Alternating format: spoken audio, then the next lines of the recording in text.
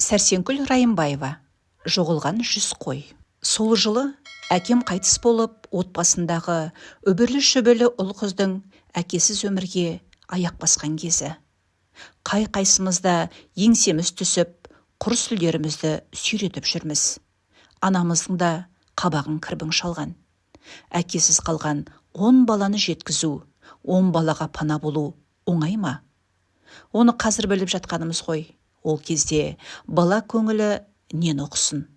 Қыс мезгілі болатын. Каникулға шыққанымызға мәзбіз. Жосалы кентінде тұратын біздер киім-кешегімізді жинап, Қуаңдария қайдасың деп тартып отырдық. Бірінші фермаға шопан болғалы әкеміздің қыз қыстауы Үбі Сұлтан. Осы жылы да Үбі Сұлтанды қыстап шықтық. Екі жағында 2 шопан отыратын шағын шайдың бір жағы біздің үй. 3 бөлмелі. Кіре берісте аяқ киім тасталады. Ішкі өткенде пеші бар бөлме кеңдеу. Едені ағаш. Анамның не бір тәтті тағамы осында дайындалады. Жаным анамның бейнеті бір басынан асып жығылады. Сонда жасы 49 екен-ау. Қиналғанын көрсетпейді. Анашымның күнтізбесі таңмен таласа тұрудан басталады. Алдымен қой қораға барады. Ара кідік ит-құсқа абай болсын деп, жатарда ағама мылтық атқызады. Кейде қашарға қасқыр түсіп, ауру сырқау малдарды қиып кеткен кездерде болады. Айта берсем, анамның араласпайтын жері жоқ. Оған қоса бала-шағаның тамағы, үйдің тазалығы, сырттан келетін қонақ күту, сиыр сауып, күбі пісу. Отарға ел алмаған кәрі құртаның жем шөбін анам салып жүргені. Есімде, көтерем қойларға мұз жалатып, балықтың майын ішкізетін, мал қораның жанындағы таудай үйілген шөмелі шөпке аунап ойнаймыз. Бөкебайын беліне мықтап болған анам атқа отырып, арық-тұрық тоқтыларды маңайға жайып қайтады. Тыныштық көрмейді. Беті қолымыз домбығып, үйге келгенімізде дастарқан жайнап, самауырын бұрқырап, қайнап тұратын. Қып-қызыл бауырсақ пен құрт ірімшік те анамның өз қолынан шыққан дәмділер. Сондай күннің бірінде ойламаған оқиға орын алды. Ішім пысып, есіл-дертім дала болып отырғанда кіші ағам түскі асқа кіріп келді. Үстінде папамның темір жолда киген ақ тұлыбы, аяқта былғары саптама етік. Ағамның қарасын көре бастағаннан анам дастарханды қайта жаңартып, еттің сорпасын ысытты. Тез-тез түстеніп, сыртқа шығуға бет алғанда ағама мені де бірге ертіп кетуін өтінді. Оған қуанған мен папамның шолақ тонына жабыса кеттім. Сырмақ шалбарды да киіп үлгердім. Киім ілгіште ілулі тұрған қысқа сап қамшыны қолыма іле кеттім. Әйтеуір не керек, әп сәтте қой бағуға дайын болдым. Бәрінен бұрын күзде бас білдірген қара күрең құтырынып тұр. Қамшы салдыртпас асау. Менің несібеме осы ат бұйырды. Ат менен қашады. Мен одан қорқамын. Сөйтіп ағамның көмегімен қара күреңге ырғып мініп, ағамның соңынан ілесіп келемін. Ағамның астындағы атан түйе қобалақтап шаба жөнелді. 2 метрдей болатын ұзын қамшы түйенің шаппасына қойсын ба? Ағам да қамшыны екі жаққа сілтей соғып, оппы қардың бетімен бөкен жүріске салады. Енді бірде мен есіне түсем бе баяулатады. Осылай қызықтап келе жатқанымда, ағам қырғаулатып келетінін айтып, қамысты нуды бетке алды. Шапқан күйімен көз алдынан ғайып болды. Тоңып қалмайын деген оймен мұздай құрсан киініп алған мен, енді аттың үстінде отыра алсамшы, күрең неме баласына ма, шылбырға деп бермейді. Қысқа тоным мен сырмақ шалбарым, басымдағы түлкі тымағым еркін қимылдауыма кедергі келтіріп, ындынымды шығарды. Айналаға қараймын. Маңайда жан болсайшы.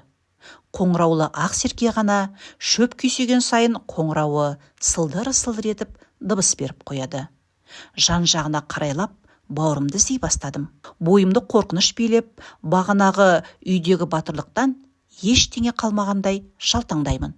Осылай алаңдаулы күйде ақ түтек боранның қалай басталғанында аңғармай қалдым. О, тоба, енді не болады? Қарға адым жер көрінсеші.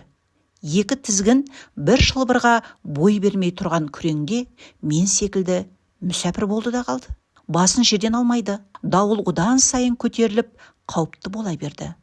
Совхоздың бір атар қойы ықтаған күйі басы ауған жаққа қарай ығып барады. Мен де солардың ізімен келемін. Отардың алдынан қайрайын деп үзеңгіні тепсінгенім сол еді, қара күреңнен сыдырылып құлап түстім. Қайта мінуге томарша іздеп жүргенімде атым қашып кетті. Құрған шығармын дедім. Бірақ ат ұзай қоймады. Қорбаңдап жүріп ұстап алдым. Ендігі мәселе атқа қайта қону. Аяғым үзеңгіге жетпейді. Ыңғайлана бергенімде ат сыдырылып бір орында тұрмайды. Қой бір жақта, мен бір жақта қалдым. Бетім үсіп кетті. Түлкі тымаққа мұз қатты. Көз жасымнан бетім ашып, өмірі көрмеген ақыретті көрдім. Ағамның атын атап, жылап жүргенде анадайдан сексеуілдің ескі түбіртегін көріп, жаным қалмай қуанып кеттім. Соған дейін атты сүйреп зорға дегенде күреңге отырдым. Күреңнің тартпасы үйден шыққанда емес, босап қалған. Сонда да болса мінгеніме шүкіршілік еттім. Шіркін балалық-ай, атқа отыруын отырдым-ау. Бірақ өзім қайдамын, бір қора мал қайда. Әлгі ақсеркенің қоңырауына тың-тыңдауға кірістім. Қорықсам да отарды іздеймін деп атты қамшылап келемін. Ерде сыр беріп, бірде бұлай, бірде олай ауып кетеді. Өз-өзімен алысып жүргенде кеш қарайды. Ағамнан үмітімді үздім. Адасқанымды білдім. Боранның ысқырғының арасынан еміс-еміс қоңыраудың үні естілетіндей. Дыбысқа қарай аттың басын бұрып аяңдап келемін. Әппақ боран көз аштырар емес. Бір кезде күреңім төмен қарай құлдырай түсті. Аттан ауып кетпейін деп іштей тілеп отырмын. Аумақ түгілі аттайды да оның астында қалдым. Қас пен көздің арасында не болғанын өзімде түсінбедім. Ат неге құлады? Сөйтсем ат құлаған ылди жарма екен. Мұз боп қатқан жарманың бетін ақ қар басқан. Қардың асты мұз екенін кім біліпті? Мұздан әупіремдеп шығып тағы да атқа отырдым. Отарлы малды да тауып алдым. Бірақ қоңыраудың үні құлағыма келмеді. Оны ойлайтындай да емеспін. Әбден шаршап, түңілгенімде атанымен шауып ағамда жетті. Ердің басына байлаған 2-3 қырғаулы бар. Өкіріп тұрып жыладым.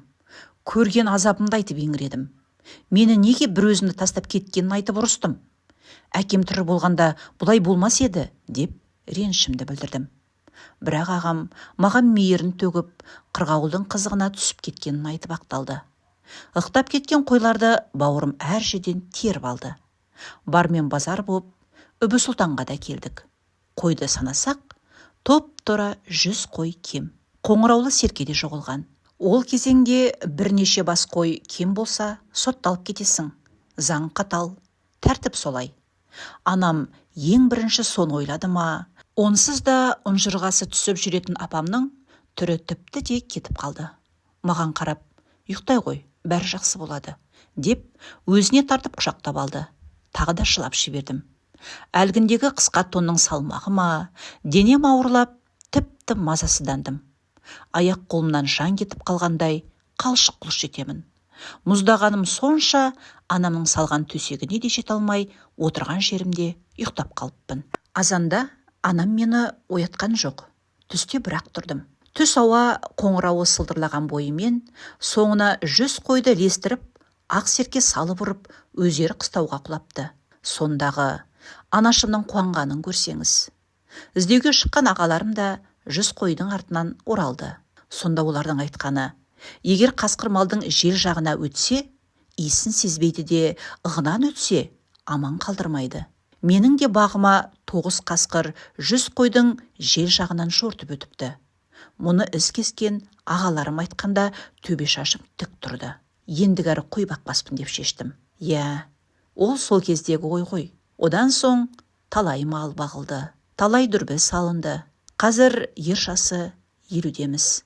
Бұл бір жастық шақтан қалған естелік. Әңгіменің соңы.